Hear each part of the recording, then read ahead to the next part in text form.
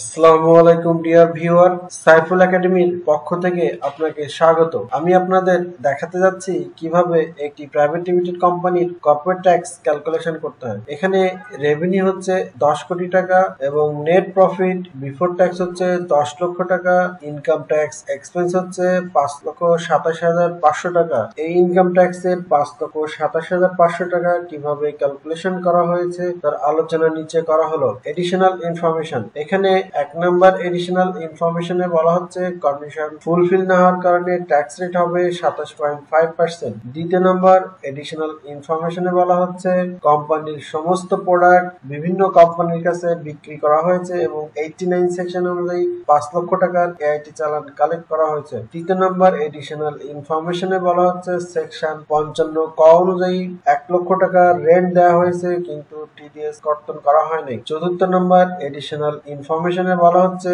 Accounting depreciation 3 লক্ষ টাকা but allowable as per third schedule 2,50,000 টাকা। 5 নাম্বার এডিশনাল ইনফরমেশনে বলা হচ্ছে সেকশন 155 অনুযায়ী অ্যাডভান্স ট্যাক্স দেওয়া হয়েছে 5 লক্ষ টাকা। ক্যালকুলেট দ্য ট্যাক্সেবল ইনকাম, এখানে নেট প্রফিট বিফোর ট্যাক্স হচ্ছে 10 লক্ষ টাকা।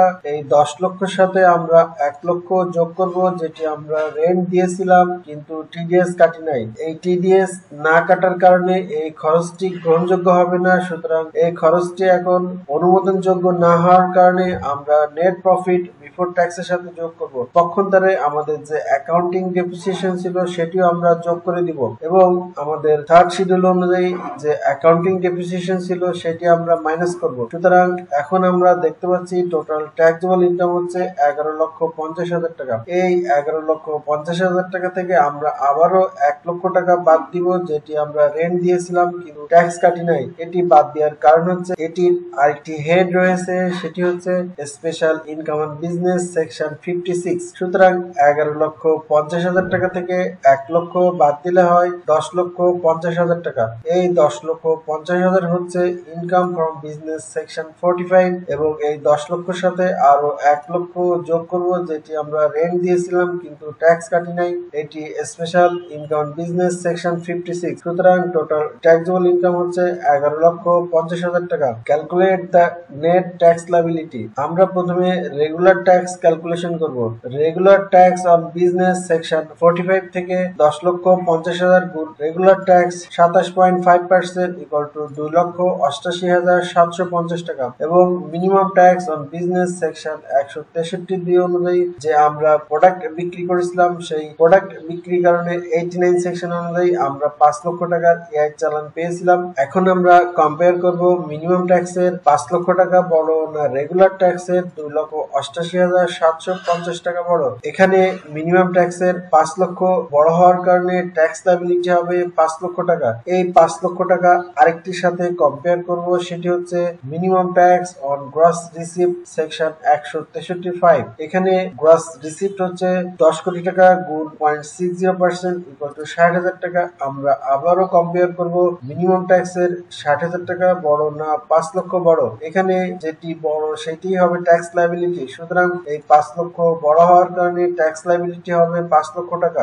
এই 5 লক্ষের সাথে আমরা আরো যোগ করব 27,500 টাকা যেটি এসছে মূলত special income on business section 56, যেটি আমরা 1 লক্ষ টাকা রেন্ট দিয়েছিলাম কিন্তু ট্যাক্স কাটা হয় নাই। সুতরাং এখানে ট্যাক্স না কাটার কারণে পেনাল্টি হিসাবে আবারও এখানে 1 লক্ষ টাকার উপর ট্যাক্স ক্যালকুলেশন করতে হবে। সুতরাং 1 লক্ষ গুণ রেগুলার ট্যাক্স 27.5% ইকুয়াল টু 27,500 টাকা। সুতরাং আমাদের টোটাল ট্যাক্স লায়াবিলিটি হবে 5,27,500 টাকা। এই 5,27,500 টাকা থেকে আমরা অ্যাডভান্স ট্যাক্স গুলি বাদ দিব যেটি আমরা 89 সেকশন অনুযায়ী 5 লক্ষ টাকার এআইটি চালান কালেক্ট করেছিলাম এবং 155 ধারা অনুযায়ী 5,000 টাকা যে অ্যাডভান্স ট্যাক্স দিয়েছিলাম। টোটাল অ্যাডভান্স ট্যাক্স হচ্ছে 5,05,000 টাকা। এখন আমরা 5,27,500 থেকে 5,05,000 বাদ দিব। সুতরাং এখানে নেট ট্যাক্স লায়াবিলিটি হবে 22,500 টাকা। এই 22,500 টাকা অবশ্যই 173 ধারা অনুযায়ী এ চালানের মাধ্যমে রাষ্ট্রীয় কোষাগারে ট্যাক্স ডে অথবা ট্যাক্স ডে পূর্বেই জমা করতে হবে। জার্নাল এন্ট্রিজ, আমরা 89 সেকশন অনুযায়ী যে অ্যাডভান্স ট্যাক্স দিয়েছিলাম সেটির জন্য জার্নাল এন্ট্রিজ হবে অ্যাডভান্স ইনকাম ট্যাক্স 5 লক্ষ টাকা ডেবিট এবং অ্যাকাউন্ট রিসিভেবল ক্রেডিট 5 লক্ষ টাকা এবং 155 ধারা অনুযায়ী যে অ্যাডভান্স ট্যাক্স দিয়েছিলাম সেটির জন্য জার্নাল এন্ট্রিজ হবে অ্যাডভান্স ইনকাম ট্যাক্স 5,000 টাকা ডেবিট এবং ব্যাংক অ্যাকাউন্ট ক্রেডিট 5,000 টাকা, এবং আমাদের যে টোটাল ট্যাক্স লাইবিলিটি ছিল সেটির জন্য জার্নাল এন্ট্রিজ হবে ইনকাম ট্যাক্স এক্সপেন্স 5,27,500 টাকা ডেবিট এবং ইনকাম ট্যাক্স পেয়েবল ক্রেডিট 5,27,500 টাকা, এবং আমরা 22,500 টাকা যখন রাষ্ট্রীয় কোষাগারে জমা করতে যাব তখন জার্নাল এন্ট্রিজ হবে ইনকাম ট্যাক্স পেয়েবল ডেবিট 5,27,500 টাকা এবং অ্যাডভান্স ইনকাম ট্যাক্স ক্রেডিট হবে 5 লক্ষ টাকা, যেটি আমরা 89 সেকশন অনুযায়ী অ্যাডভান্স ট্যাক্স দিয়েছিলাম, এবং অ্যাডভান্স ইনকাম ট্যাক্স 5,000 টাকা ক্রেডিট যেটি 155 ধারা অনুযায়ী অ্যাডভান্স ট্যাক্স দিয়েছিলাম। ফাইনালি 22,500 টাকা সেকশন 173 ধারা অনুযায়ী এ চালানের মাধ্যমে রাষ্ট্রীয় কোষাগারে ট্যাক্স ডে অথবা ট্যাক্স ডের পূর্বেই যখন জমা করতে যাব তখন ব্যাংক অ্যাকাউন্ট অবশ্যই ক্রেডিট করব, আর যদি ক্যাশ টাকা দিয়ে থাকি সেক্ষেত্রে আমরা ক্যাশ অ্যাকাউন্ট ক্রেডিট করব।